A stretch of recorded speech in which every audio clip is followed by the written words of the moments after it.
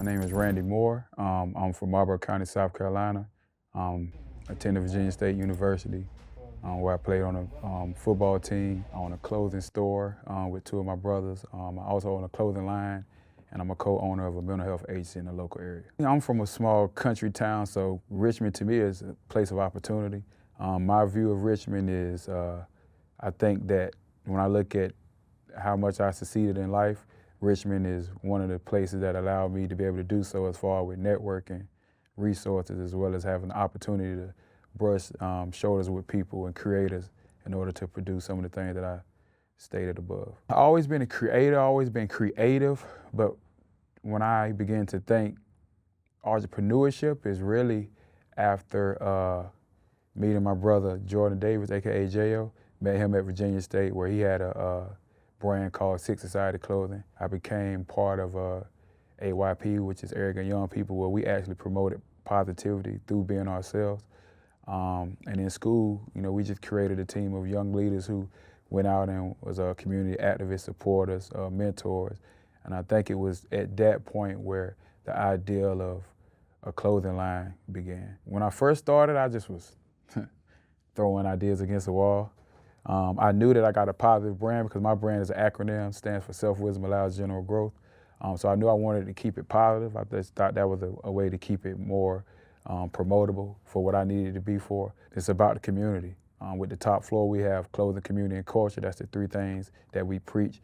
And I think now it's less about what I want, more so about the community aspect of what my brand can, bring. I think a lot of people aren't enough risk takers. I think a lot of people try to, it's not a mistake-free game. You're gonna make mistakes.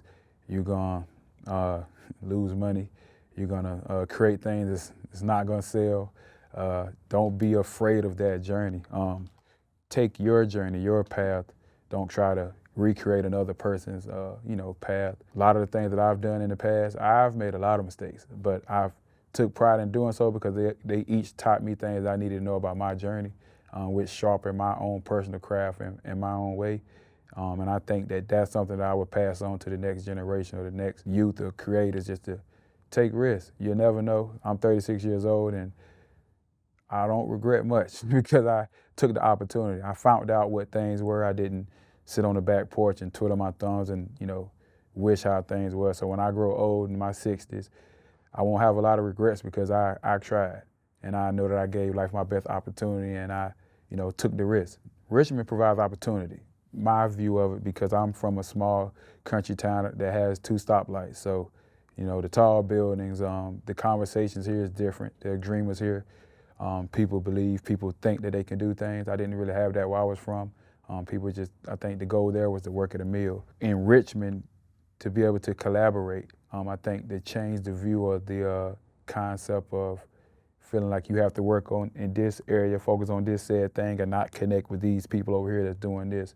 Find a way to come together and push one agenda. I think that's something that I would look to see Richmond do in the near future. Richmond was black. That was one of the things that I liked when I chose the school. I went to a PWI, won a championship there in football, so I kind of achieved that part. I went to Virginia State and it was black. And culturally, I wanted to be back in that culture. I felt comfortable. So Richmond for me was always a place of comfort.